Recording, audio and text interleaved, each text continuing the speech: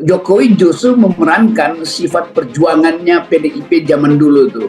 Jadi Jokowi merasa bahwa dia dirampas karena itu dia dizolimi, karena itu mesti bangkit lagi kan. Jadi seolah-olah ada dua PDIP sekarang, PDIP perjuangannya Ibu Mega dan PDIP perjuangan plusnya Pak Jokowi itu. Karena Pak Jokowi tetap masih mampu untuk kirim-kirim sinyal pada PDIP-nya Ibu Mega. Tapi itu memang hal yang mungkin semacam sinyal terakhir dari Jokowi untuk memberitahu kepada publik bahwa dia kecewa dan dia bisa bangun kekuatan baru, kira-kira itu maksudnya. Nah itu yang kita baca hari-hari ini, betapa Jokowi belum mau menyerah terhadap siasat Ibu Mega, karena itu dia bikin siasat sendiri itu. Coba mengirim beberapa prajurit ke PDIP melalui PAN dan P3 dan berupaya untuk mempengaruhi opini publik dengan menganggap bahwa dia masih mengendalikan Golkar, dia masih mengendalikan KIP. Itu yang terlihat hari-hari ini ketika Pak Erlangga harus menjelaskan dengan santun bahwa tidak ada hal-hal yang mendasar dalam republik ini, semua adalah bersifat kemungkinan gitu. Jadi yang sudah pasti nggak ada tuh, yang bisa ada tukar tambah lagi.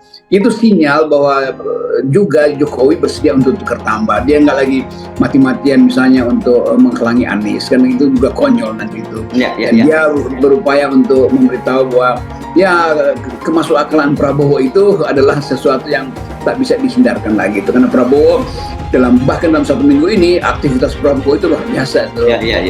Kaderisasi, kunjungan sana kunjungan sini. Jadi Jokowi tahu bahwa sebetulnya dia sekarang ditawan oleh keadaan, dia yang mesti memilih pro siapa itu. Dan bagi Prabowo menganggap ya udah pasti Jokowi akan pro dia tuh, karena hanya Prabowo yang sebetulnya secara etis mampu melindungi Jokowi. Nah, PDIP nggak mungkin melindungi Jokowi walaupun kader Jokowi Ganjar di situ, tapi Mega kan nggak pernah memaafkan Jokowi. Apalagi kita lihat sosok Mas Ganjar yang ya saya tidak akan lari dari sikap saya ketika keluar dari Mas Ganjar. Ganjar memang tidak punya gagasan, dia pemimpin yang tidak punya apapun. Apalagi kemarin kita lihat dipertegas oleh PDIP bahwa dia petugas partai. Lalu kemudian ada lagi PDI Perjuangan yang sebetulnya sendiri saja sudah cukup ya. Pertama kita bisa melihat kabar baiknya menurut saya, kecenderungan capres yang akan muncul mirip dengan apa yang menjadi aspirasi publik. Seperti kita baca dalam 2 tahun terakhir, survei-survei merilis hanya 3 nama yang memang berhasil ada di posisi paling atas. 3 nama adalah?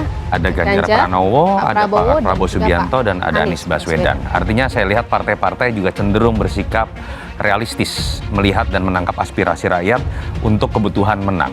Karena kalau kita lihat dari nama-nama ini, kecenderungan nama-nama yang lain yang memang elektabilitasnya jauh di bawah 3 nama ini sepertinya harus mengambil posisi lebih realistis, paling hanya menjadi calon wakil presiden. Nah, masuk ke pertanyaan koalisi besar tadi, sebetulnya isu mengenai koalisi besar ini kan pemanasannya dimulai ketika ada peristiwa di Kebumen, ketika Pak Jokowi bersama dengan Pak Prabowo dengan Mas Ganjar ada di pematang sawah itu, yang kemudian memunculkan isu mengenai Ganjar Prabowo atau Prabowo Ganjar sebagai bagian dari bentuk soliditasnya koalisi pendukung Jokowi, dan kebetulan 2 orang ini simbol sosok yang elektabilitasnya terkuat. Dan kalau 2 sosok ini bergabung bisa jadi sebuah koalisi besar. Nah, dilanjutkan dengan pertemuan-pertemuan, sebetulnya baru sekali ya pertemuan yang melibatkan banyak partai. Kebetulan Ibu Mega tidak hadir dan baru saja terjadi peristiwa U20, orang langsung menafsirkan koalisi besar ini bisa minus PDI Perjuangan misalnya.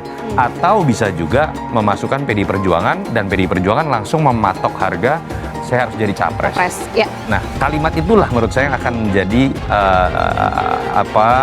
keywordnya begitu ya.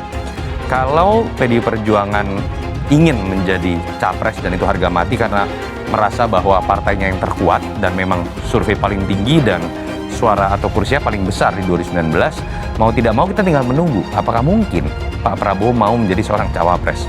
Kalau saat ini menurut saya agak sulit karena elektabilitas Pak Prabowo dengan Mas Ganjar saling berkejaran, sehingga egonya pasti sama-sama ingin menjadi nomor 1. Artinya kita bisa saja melihat peluang ini terbuka kembali apabila dalam perjalanan 4-5 bulan ke depan menjelang pendaftaran ke KPU ada salah satu di antaranya yang elektabilitasnya jauh menjulang tinggi, sehingga menyebabkan di antara Pak Prabowo atau Mas Ganjar ini akan realistis untuk menjadi sosok cawapres. Dan saya melihat harga mati ini kan sudah ditetapkan oleh PDI Perjuangan. Harus penuhi kepentingan Megawati dan Jokowi.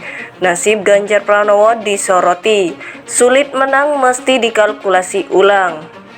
Dikutip dari Warta Ekonomi Jakarta, pengamat politik Rocky Gerung menyoroti kepastian akan majunya Ganjar Pranowo dalam pemilihan Presiden Pilpres 2024. Meski sudah mendapatkan tiket pencapresan, politikus tersebut menurutnya akan menemukan kesulitan yang luar biasa, khususnya dalam memenangkan pesta demokrasi. Salah satunya adalah mengakomodasi kepentingan dua pengasuhnya, yakni Megawati Soekarno Putri dan Joko Widodo alias Jokowi. Menurut Rocky, kepentingan dua elit politik dalam negeri tersebut sudah berbeda antara satu sama lain. Pencalonan Ganjar bagaimanapun mesti dikalkulasi ulang karena kita sejak awal menyatakan bahwa itu Ganjar. Peluangnya menang kalau diasuh oleh PDIP dan juga Pak Jokowi.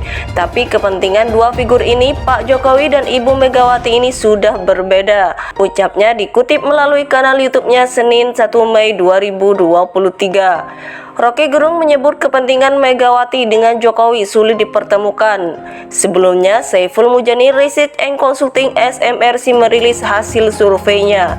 Survei dilakukan pada 25-28 April lalu, 4 hari setelah Gubernur Jawa Tengah Ganjar Pranowo diumumkan sebagai Capres PDIP oleh Ketua Umum PDIP Megawati Soekarno Putri.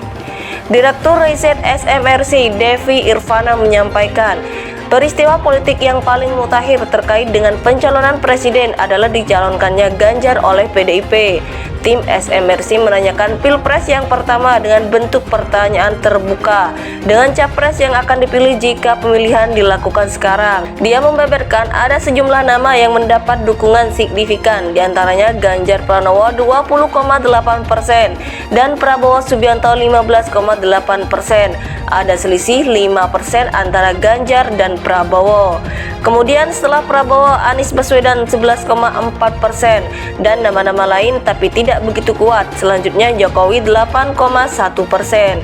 Selain Jokowi yang kita ketahui tidak bisa maju lagi sebagai calon presiden, ada nama seperti Ridwan Kamil, Airlangga atau dan seterusnya. Itu elektabilitasnya di top of mind di bawah 2% dan masih ada sekitar 39% yang belum tahu atau belum bisa menjawab pilihan presiden secara spontan.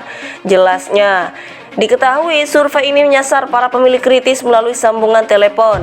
Jumlahnya pemilih kritis ini kata dia sebesar 80% dari total populasi nasional. Meski demikian, dia mengaku hal ini berbeda dengan survei tatap muka yang juga sering dirilis yang mewakili 100% total populasi nasional sampelnya.